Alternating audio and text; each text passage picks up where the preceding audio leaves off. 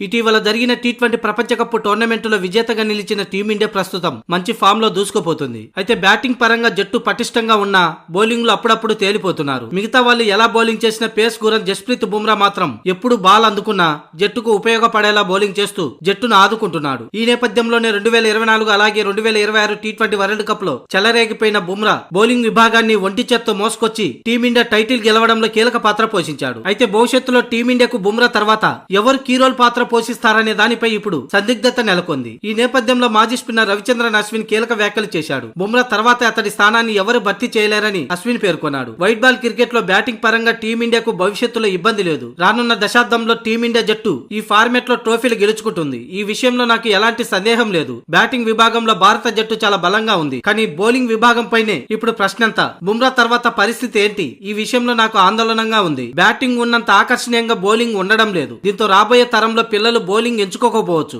ఎందుకంటే బ్యాటర్లు కొట్టే 6లు 4లు వారిని బాగా ఆలరిస్తున్నాయి. బౌలింగ్ తో మన టోర్నమెంటులు సిరీస్లు గెలవచ్చని ఎవరు గ్రహిస్తారు? అందరూ బ్యాటింగ్ విభాగం పైన ఫోకస్ చేస్తున్నారు. భవిష్యత్తు బౌలింగ్ గురించి ఎవరు పట్టించుకోవట్లేదు. దీంతో టీమిండియాకు బుమ్రా లాంటి బౌలర్ ఎలా వస్తాడని అశ్విన్ పేర్కొన్నాడు.